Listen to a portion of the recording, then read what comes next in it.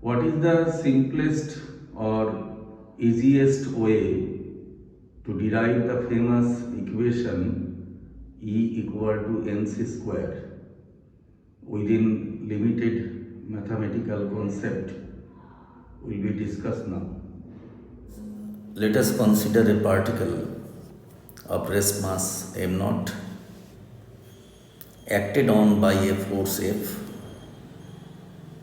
Let the particle initially be at rest, that is, initial velocity equal to 0, and let the applied force accelerate the particle to a velocity v. Then, according to Newton, the kinetic energy would be given by k equals to integral 0 to v f dx.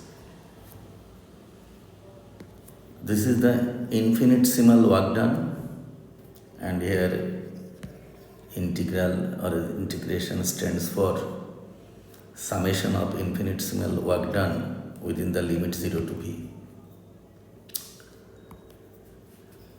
According to Newton, F equal to Newton's law, second law, F equal to ma mass multiplied by acceleration, or m dv dt. Integral 0 to v m dv dt dx, here rest mass m naught, 0 to v m naught dv dx dt. This is the velocity term. Integral 0 to v m naught dv into v dx dt, velocity term. So we can write v for dx dt. M naught is a constant term, because why? M naught integral 0 to v dv equal to half m naught v square. This is the formula for kinetic energy according to Newton.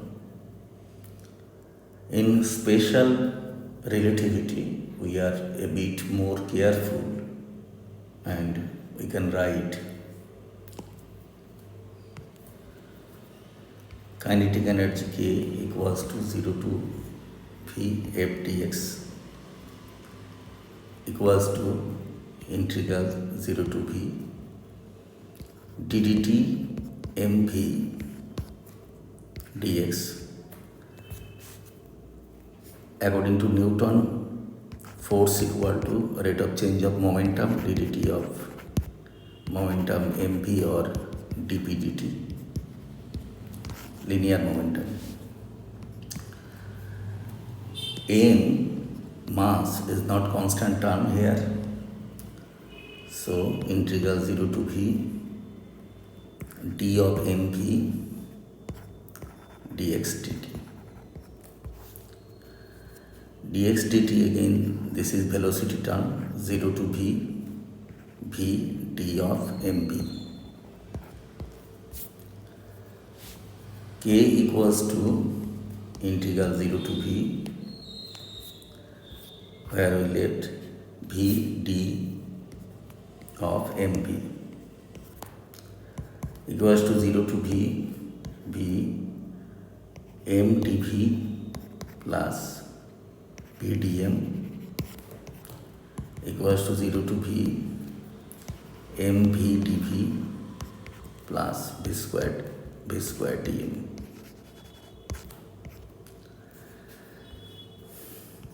We know from special theory of relativity and Lorentz transformation, m equal to m naught divided by root over 1 minus b square by c square. So m square equal to m naught square divided by 1 minus b square by c square. M square minus m square v square c square equal to m naught square. M square c square minus m square v square equal to m naught square c square. It is a constant term. Taking differential in both sides, d of m square c square minus m square v square equal to d of m naught square c square. Value of this differential will be 0 because m naught and c both are constant. 2m dm c square minus 2m dm into v square minus m square 2v dv equal to 0. So we can eliminate 2m then stands for c square dm equals to v square dm plus mv dv. Therefore, this integral part mv dv plus v square dm, mv dv v square dm. The last equation was k equal to integral 0 to v mv dv plus v square dm. That was the last equation, and integral part mv dv plus v square dm, mv dv plus v square dm. Now we can replace the integral part c square dm. We know m equal to m naught root over 1 minus v square by c square when v equal to 0, then m equal to m naught. Therefore, the limit will be m naught to m equals to c square constant part m naught m dm equal to m c square minus m naught c square. Rearranging this equation, we get k plus m naught c square equal to m c square.